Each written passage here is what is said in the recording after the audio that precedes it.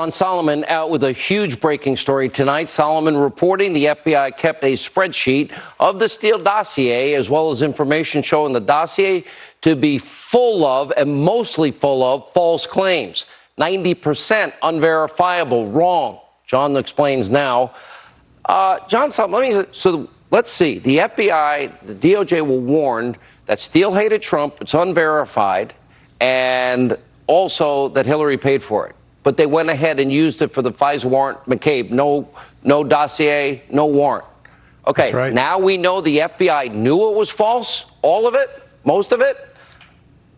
That is 100% accurate, Sean. And, it took us to 2019 for the American public to get a definitive answer when the Mueller report came out. But in 2017, early 2017, the FBI had begun in a significant effort to assess the credibility of the Steele dossier.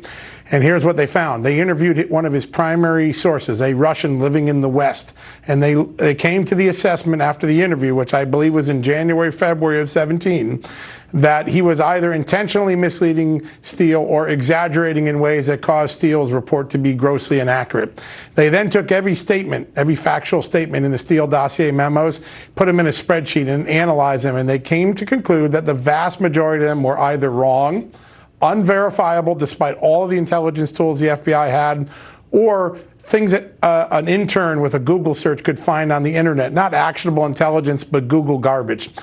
That is the quality of what they had. And why is that significant? At the time they were learning this, they were continuing to represent to the court that Christopher Steele was a reputable source, that his information might be reliable. One thing they discovered that they learned early on was wrong. The seminal thing they shared with the FISA court. They wrote in a verified FISA application that Christopher Steele had corroborated or verified that Carter Page had met with Igor Sechin and Igor Dovechkin, two senior Russians close to Putin, during a trip July 2016. The FBI never verified that and ultimately concluded it did not happen. That is the sort of information that they knew was wrong in 2017. It took us to 2019 to get the same answer. This is pretty unbelievable. Oh, by the way, there was a headline in the New York Times, John, that said, it looks like Steele dossier was used as the basis of the FISA warrant. We were reporting that 2 years ago. Welcome aboard, New York Times, paper of record. After they peddled lies, conspiracy theories, and a hoax for 2 years, maybe they could have just written John Solomon, Greg Jarrett, and everybody else was right, and we were wrong. Well, it's rewarding to see that people are catching up to the facts. I think now the facts are finally coming to light, and we're getting to see how bad this FBI investigation was. And you have another big story coming this week. I am privy to what is coming. I will not reveal it. Thank you, John Solomon, here with Reaction, author of the new book coming out in October, Witch Hunt. There's the cover right there. Fox News analyst Greg Jarrett, House Freedom Caucus Chairman Congressman Mark Meadows. Part of this question, Congressman, you may not like, because I'm assuming you knew about this FBI document, assessing that they knew 90%, if not more, of the dossier that was used as the bulk of information for the FISA application was debunked, and they used it anyway. Did you know that and not tell your buddy Sean Hannity? Well, Sean, some of the things that I'm privy to, we can't share on national TV. That's why it's important that That's why I can only ask you, am I over the target? That's the only question you'd ever answer. Well, and I've consistently said you're over the target, but, John's reporting is very important for this reason. Not only do we know that the dossier was unverified, but we know that most of the dossier was false, and yet they continued on to spy on an American citizen and use that information as if it were credible, and they actually... It's even worse than that, Sean. Here's the problem, is the FBI knew it. They fired Christopher Steele, then continued to use him as a credible source, and now there's headlines out there saying that Christopher Steele somehow has this verifiable dossier. Let me just tell you, that's flat out false. John Solomon's reporting is accurate. Greg. I had to laugh when I read these stories in the Washington Post and Politico. They were essentially saying, the IG found Steele credible, therefore his dossier must be credible. That is preposterous. Not only has Mueller debunked it, and the FBI debunked it, thanks to John's reporting, we now know that for sure.